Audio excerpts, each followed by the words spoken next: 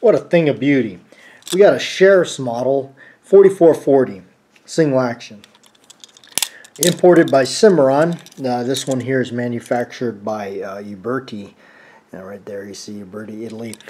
Some are Pieta, some are Uberti. I do kind of like the Uberti ones just because of the way they kind of roll mark their things.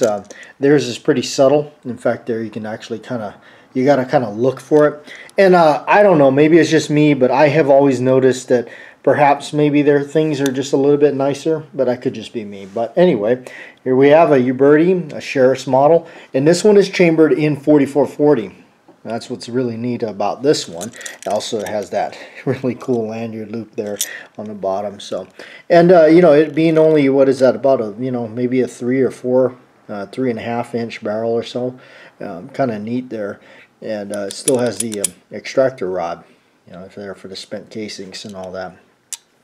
Bluing is pretty nice, and of course the color case hardening, as typical with a lot of the Italian copies or replicas, they're kind of they do kind of wear off over time. You know, here's one that's in a little bit newer shape. You can see that, you know, where it starts.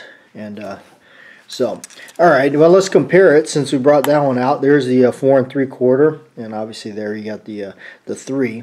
All right, so open the loading gate, half cock, and that will free up the cylinder so you can check these out. And that's what I love about these.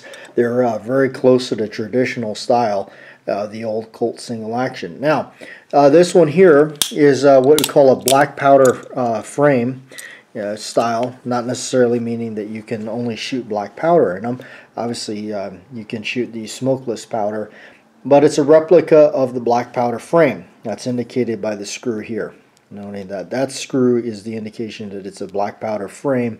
It doesn't have the cross pin like this one here, where you see that one there with the cross pin going across of it, and that's how you push that to pull the base pin out.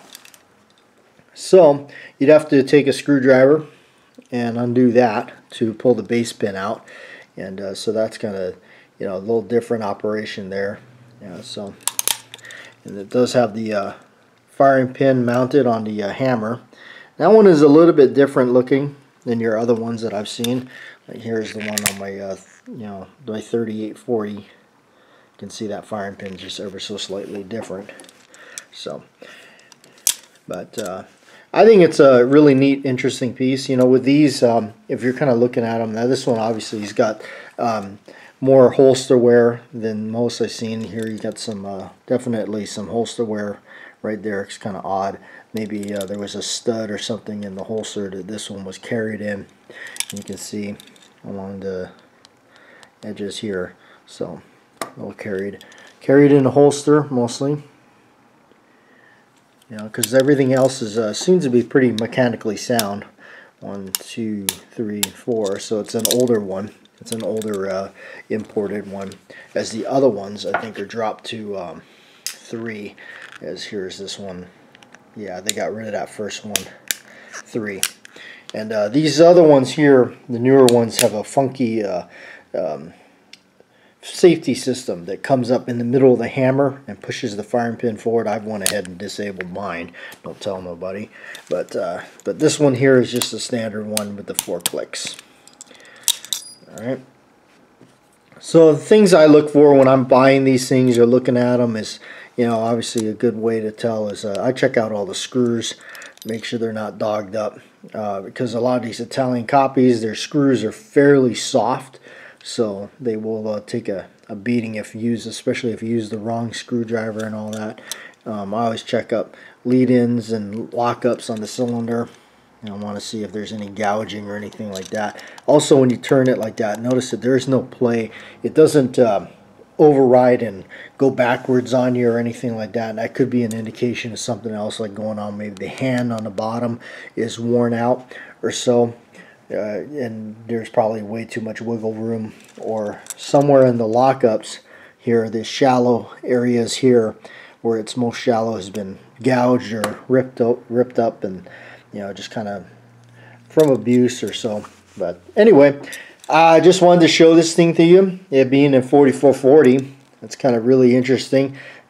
Most of these times you see these, you're thinking 45 Colt, but no, got 4440, and of course you guys know I love the 3840, as I've been messing around with that cartridge a lot. But anyway, I thought we'd bring you something else and show you a 4440 Sheriff's model with a cool lanyard loop, so you can be like Tuco. Anyway, thanks for watching and checking it out, and it's a really cool piece. I do like it. You look at the stampings here on the other side. Pretty cool stuff. Definitely like these copies. The bluing on them is definitely pretty good. Not bad at all. I like them.